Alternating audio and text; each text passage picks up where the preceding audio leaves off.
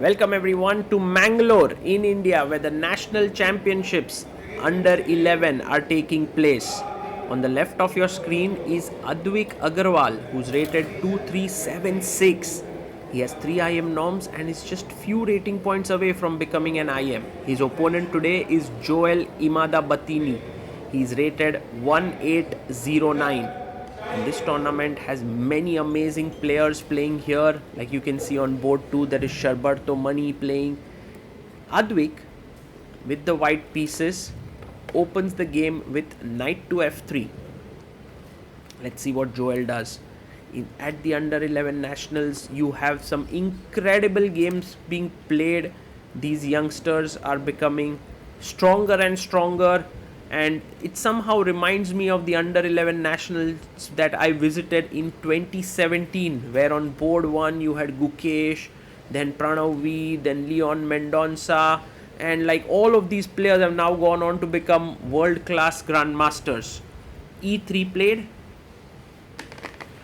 and Adwik is going for this hyper-modern approach with b3 and e3. And let's see what setup he chooses. Bishop b2.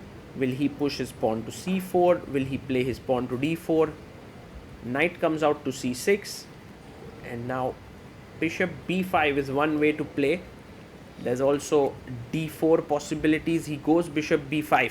Now this line is a very hyper modern approach. You can see how white is playing with the pieces while black actually has pawns in the center, and bishop d7 is a very mature move, breaking the pin, also ready to capture on c6 with the bishop if white ever takes it. Castles by white and pawn to e6 played by Joel. Let's see what Advik does here. He takes on c6.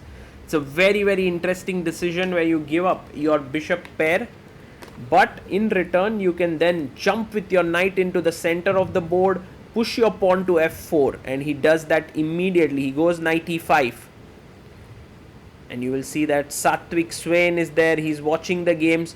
These youngsters often visit each other's games. Bishop d6, putting pressure on the knight.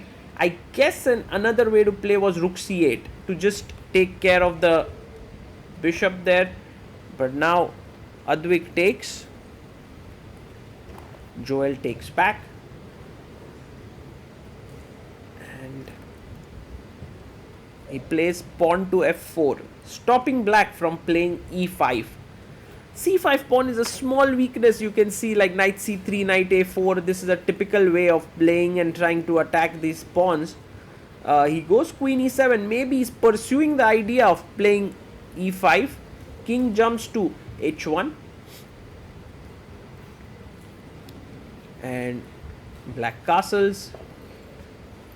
The idea now is to push on e5 perhaps. We have pawn to d3 chosen by Advik. Maybe if he gets knight d2, knight f3, knight e5, he would be happy, but even before he can do that, e5 comes in, and now this move that he played e3 could become a potential weakness, which is why he doesn't really capture here. He says, if you take, I'll take back. Rook f e8. Joel has played very well in the first 13 moves. Queen comes to f3. Advik trying to bring the queen on a better square, maybe on g3 and e4. Wow, that's a very interesting decision. He's pushed e4, and if you take here, he wants to take with the knight, and then e3 is weak. So Advik goes queen h3. But now all of a sudden, black is the one for choice here. Wow. I mean, a better move would have been bishop f6, e takes f3, bishop e7, and this is roundabout even, this position, but queen h3 allows e takes d3, and the e3 pawn is now falling, but at the same time, there's also bishop takes f6 to worry about. Let's see, if he takes the pawn, I think black is in the driver's seat, takes it, and Advik in big trouble. His d3 pawn is falling. Okay, bishop f6 is a threat now because the queens were going to be traded. He doesn't want to trade, but d4, And Joel plays it and he's looking at Advik. He's like, man, I'm just better. Rook a d1. Oh, that's a sad move to make. That's a sad move. And now knight d5 seems strong. Oh, he plays even a stronger move. Queen e2, attacking the bishop. Rook d2 impossible. f1 rook is hanging. Bishop c1. Advik has to make another concession. And now you can be even more greedy and take the pawn on a2. But I understand that Joel wanted to play knight d5. Loving black's play here. Advik in trouble. The top seed could just lose this. Okay, you can go back knight f6, but he plays h6. Logical, but now the knight jumps to e4. And the problem is the bishop is attacked and f5, f6 can come in. Well, bishop f8 first. Oh, he takes on f4 and he makes a huge blunder. And Advik now can win the game because the threat, of course, is bishop f4, knight f4, rook f4. The rook is hanging. But what he has missed here, and look at Advik there. He's like, what? What? I'm just winning now. I'm winning a piece. Rook d e1 is the move. Man, the expressions are just insane there. And look at the number of people who are coming to the board. This is under 11 nationals for you.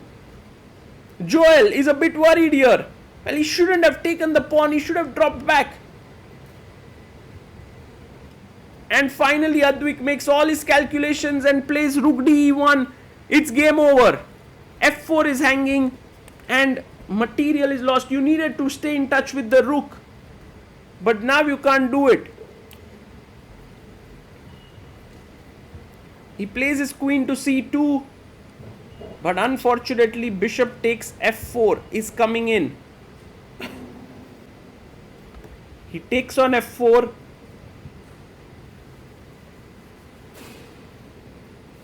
And the bad news for black is that there's no f5 coming in. Oh, he does play f5. But what if I just simply take queen f5? You can't even take on d3. There's a check and I win the queen. Rook f8 played, but queen e6 with a check. Ah. Well, Joel would be unhappy here. He was very close to beating the top seed. He's shaking his head there. Well, that's what chess is all about. You have to be very focused when you're winning. Bishop takes h6. Boom. And of course, the point is if you take on h6, maybe he's thinking about taking it.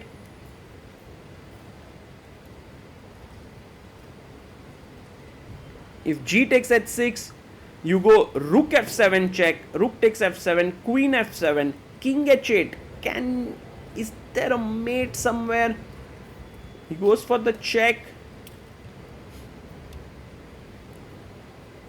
And now take on f7, queen takes f7, and where is the finishing stroke?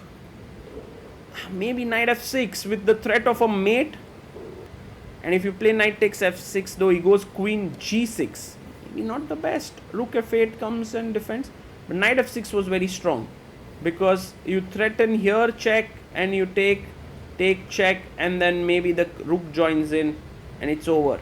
So queen g6, rook f8, and he takes the pawn with a check, king g8, queen g6. Now let's see how Advik figures things out here. Queen h5, king g8, queen g4 check, and I think what he's doing essentially is giving these checks, defending the d3 pawn, and then freeing his knight to join in. So king g7, and now knight to g5.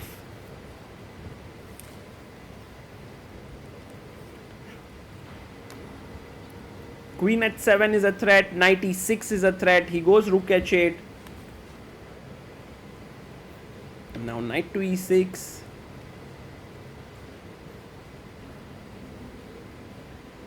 King g8 to defend the rook.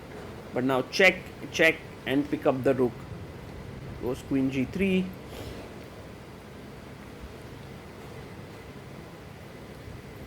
King f7.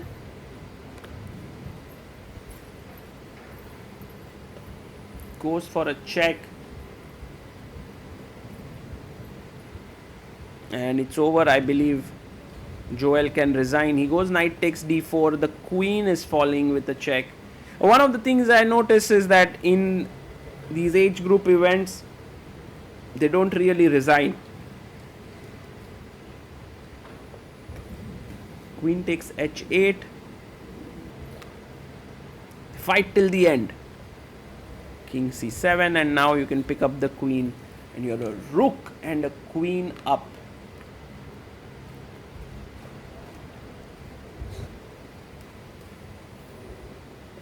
Check.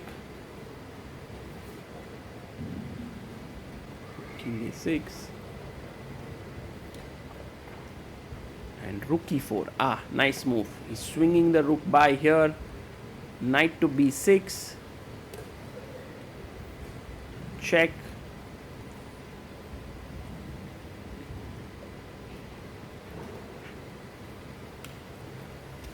Takes on a4. The king is cornered. Hardly any moves. c4 played. Now Advik takes, and it's mate in one coming up. You have to play either c5 or king a5, and it is mate both ways. He resigns here and says opponent is like, I was winning. Let's hear them analyze what they are saying to each other.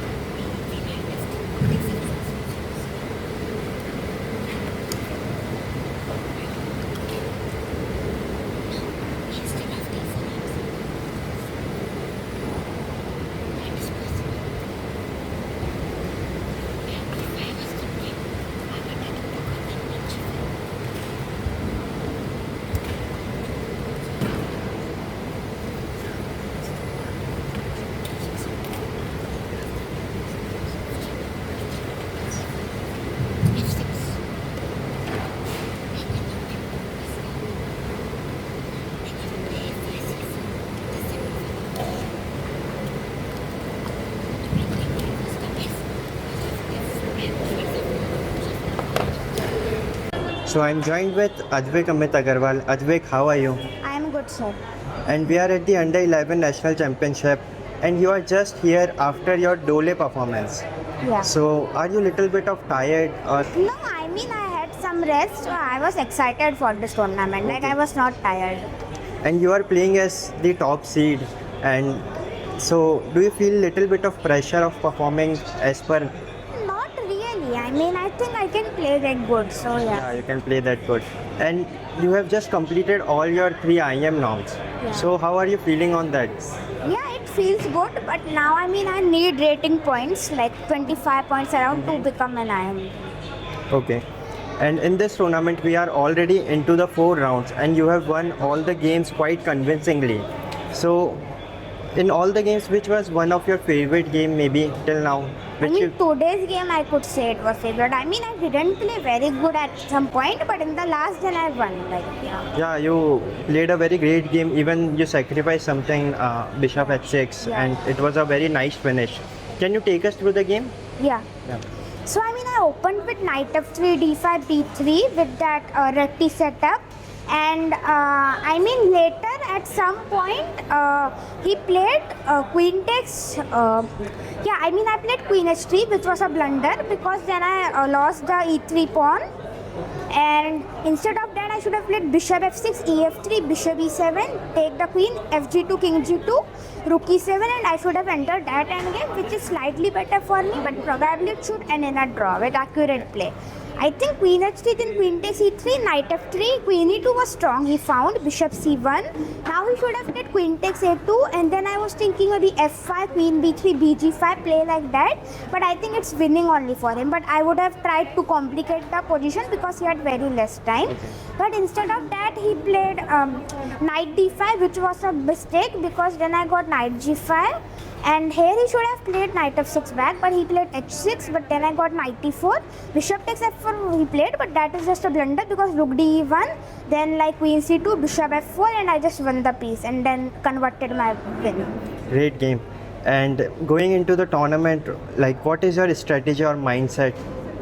I mean, just to play good chess. Just to play good chess. Okay, thank you so much for sharing this game, and we wish you the very best for your upcoming rounds. Thank you.